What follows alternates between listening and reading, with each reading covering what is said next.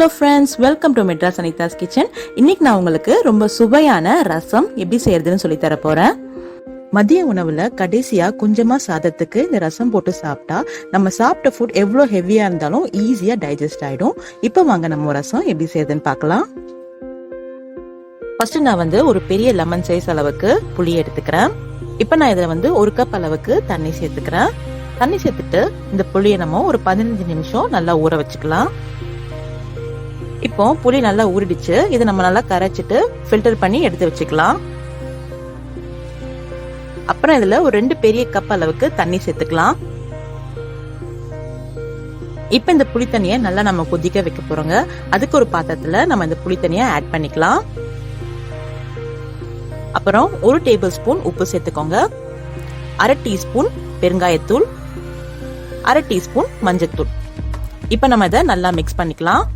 இந்த புளி தண்ணி நல்லா கொதிக்கணுங்க. அது வரைக்கும் இதை நம்ம க்ளோஸ் பண்ணி குக் பண்ணிடலாம். இப்போ ஒரு 5 நிமிஷத்துலயே பாத்துக்கிட்டீங்கன்னா இந்த மாதிரி கொதிக்க ஆரம்பிச்சிடும். இப்ப நம்ம ஃப்ளேம் ஆஃப் பண்ணி தனியா எடுத்து வச்சிடலாம். இப்ப நம்ம ஃப்ரெஷ்ஷா ஒரு ரசப்பொடி ரெடி பண்ணிடலாம்.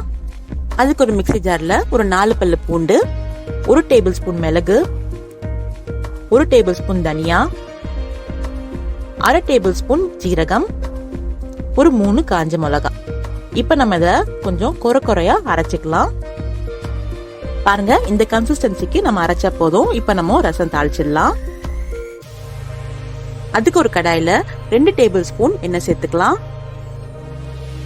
எண்ணெய் நல்லா சூடாயிட்ட அப்புறம் 1 டீஸ்பூன் கடுகு, 1 டீஸ்பூன் வெந்தயம். இப்ப நம்ம இத ஒரு 1 நிமிஷத்துக்கு நல்லா வதக்கிக்கலாம். அப்புறம் 4 பூண்டை நான் நல்லா நசுக்கி வச்சிருக்கேன், அதை சேர்த்துக்கிறேன். இதையும் கொஞ்சம் நல்லா வதக்கிக்கலாம். அப்புறம் ஒரு கொத்து கருவேப்பிலையும் ஒரே ஒரு தக்காளியை நான் நறுக்கி வச்சிருக்கேன், அதையும் சேர்த்துக்கிறேன். இப்ப இது எல்லாத்தையும் சேர்த்து நல்லா வதக்கிக்கலாம். அப்புறம் நான் ஃப்ரெஷ்ஷா அரைச்சு வச்சிருக்கேன் ரசப்பொடி சேர்த்துக்கிறேன். ரசப்பொடி சேர்த்துட்டு நல்லா மிக்ஸ் பண்ணிக்கலாம். இப்ப நம்ம கொதிக்க வச்சிருந்த புளி தண்ணிய சேர்த்துக்கலாம்.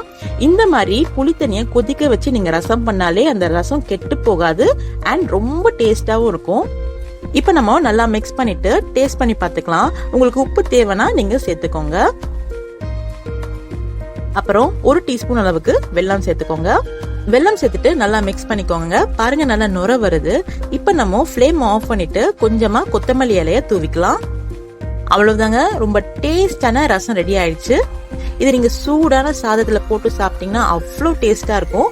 எல்லாரும் ட்ரை பண்ணி பாருங்க. ட்ரை பண்ணி பார்த்துட்டு எப்படி வந்திருக்குன்னு எனக்கு கமெண்ட் பாக்ஸ்ல ஷேர் பண்ணுங்க. Thank you so much.